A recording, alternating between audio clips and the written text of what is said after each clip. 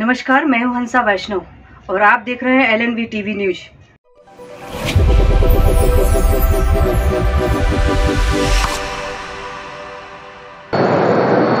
नमस्कार दोस्तों, मैं हूं डॉक्टर LN वैष्णव। मध्य प्रदेश के दमोह जिले के अंतर्गत आने वाले सिंगौरगढ़ में आज मध्य प्रदेश की सत्ता संचालित हुई है। यहां से चली है सरकार। डॉक्टर मोहन यादव की पूरी सरकार यहां पर थी और कैबिनेट की बैठक में अनेक सौगातें मिली, अनेक निर्णय हुए हैं। मध्य प्रदेश सरकार यहीं से संचालित हुई है। सिंगौरगढ़ तो वीरांगना रानी दुर्गावती की राजधानी और वीरांगना रानी दुर्गावती की आज 500वीं जयंती है, जहां से संचालित हुई है मध्य प्रदेश की सरकार। आप देख सकते हैं ये पूरा का पूरा जो परिसर है वो एक ऐसा लग रहा है जैसे विशाल भवन बनाया गया हो।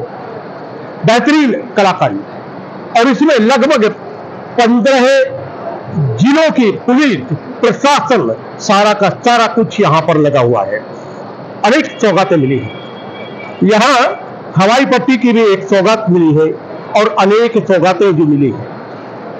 अब लाडली बहनाओं को मिलेगी सौगात, उज्ज्वला योजना की मिलेगी सौगात। अभी एक क्लिक के माध्यम से प्रदेश के मुख्यमंत्री एक आम सभा के दौरान आम जनमानस को देंगे सौगात।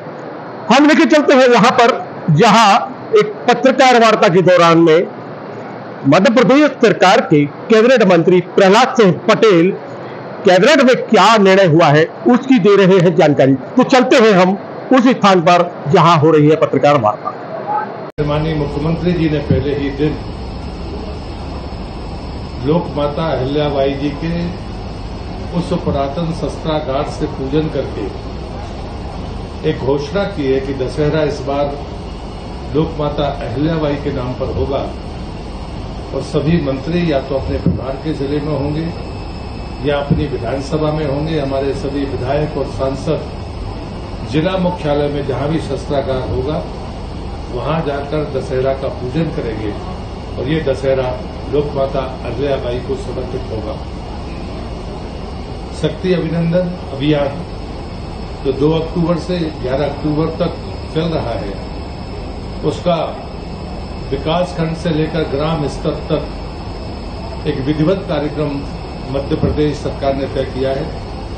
पहले बार में संवाद कार्यक्रम होंगे जिसमें कहानियां, रोजगार, व्यवसाय, महिलाओं की उद्यमिता को लेकर जितने भी हमारे महत्वपूर्ण विषय होंगे इस पर एक संवाद कार्यक्रम होगा। बालिकाओं के प्रशिक्षण हेतु जो सेफ्टी बात है, सशक्त वाहिनी पंजीयन, ये इसका दूसरा चरण होगा।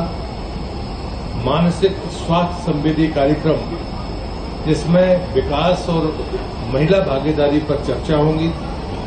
बालिकाओं के द्वारा मार्शल आर्ट का प्रदर्शन और सकारात्मक पुरुष भागीदारी पर चर्चा, ये उसका चौथा बिंदु होगा। साइबर सिक्योरिटी एक बड़ी चुनौती है, इसलिए सोशल मीडिया सिक्योरिटी पर प्रशिक्षण होगा कि मैं निडर हूं। इस स्लोगन के साथ बालिकाओं का दृष्टिकोण सोशल मीडिया कैंपेन के द्वारा पूरे राज्य में चलाया जाएगा।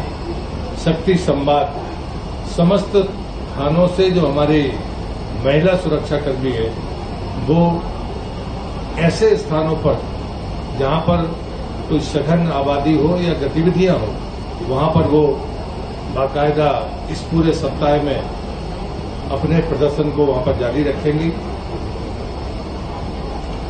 सागर में एक इन्वेस्टर्स मीट, जो क्षेत्रीय इन्वेस्टर्स मीट माननीय मुख्यमंत्री जी ने तय किए, पूरे राज्य में लगातार ये जारी है।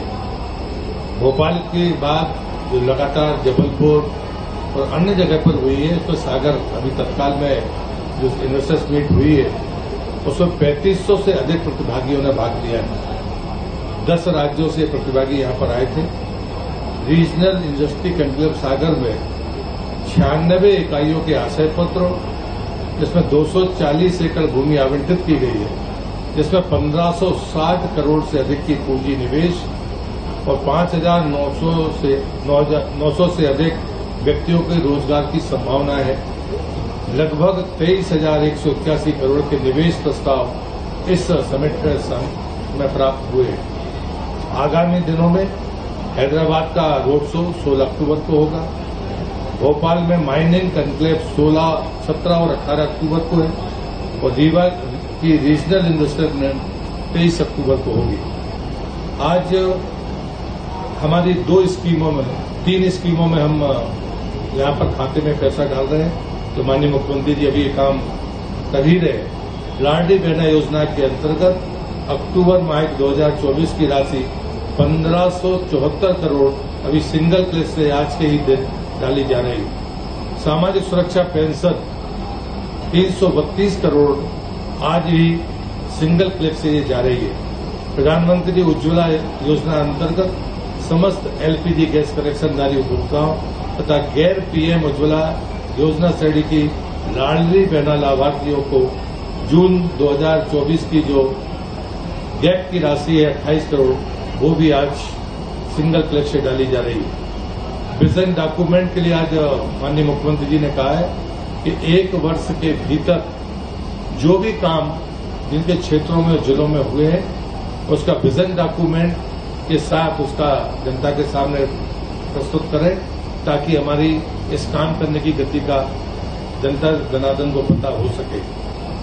आज वीरांगना रानी दुर्गावती की जन्म जयंती के दिन जो हमारी एक महत्वपूर्ण योजना है उसका नाम रानी दुर्गावती जी के नाम से श्री अन्न प्रोत्साहन योजना।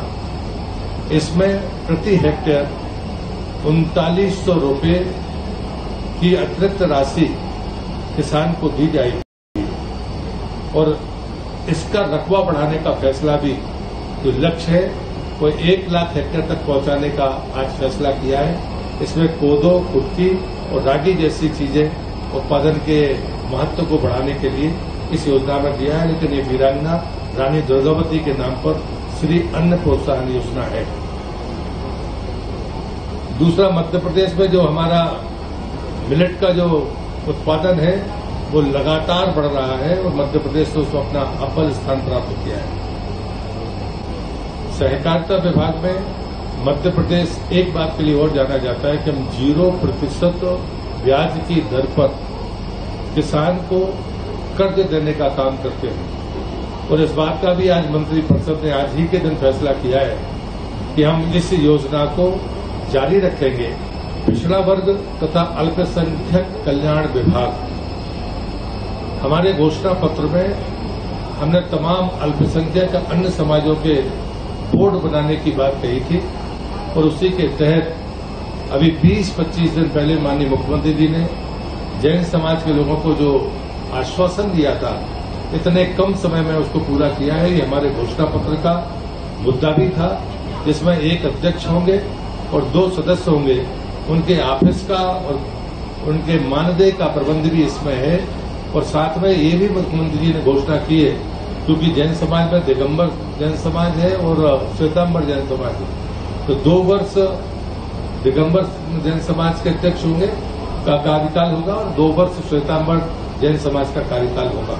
ये महत्वपूर्ण फैसला आज कैबिनेट में लिया गया। लोक स्वास्थ्य एवं चिकित्सा शिक्षा विभाग नर्सिंग महाविद्यालयों में हमारी 2 श्रेणियां थी। पहले मध्य प्रदेश सरकार ने चिकित्सा विभाग को और शिक्षा विभाग, चिकित्सा शिक्षा विभाग को एक ही मंत्रालय कर लिया, एक मंत्रालय बना दिया था। अब फिर से इसमें जो हमारी शासकीय संस्थाएं थी उसमें 6 स्वशासी संस्थाएं थी, बाकी शासकीय विद्यालय महाविद्यालय थे। इन दोनों का डेजिग्नेशन शासकीय महाविद्यालय ही कर दिया गया है ताकि एक प्रकार से उनको संबोधित किया जा सके।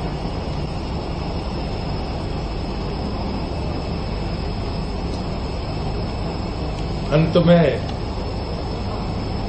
हमारे जो दमोह के लोग होंगे, वैसे तो राज्य के लिए भी ये बहुत महत्वपूर्ण है कि दमोह जिले में एक हवाई पट्टी है जिसका राजस्व का जो टाइम था लीज का वो समाप्त हो गया और अब वो मध्य प्रदेश सरकार की संपत्ति है।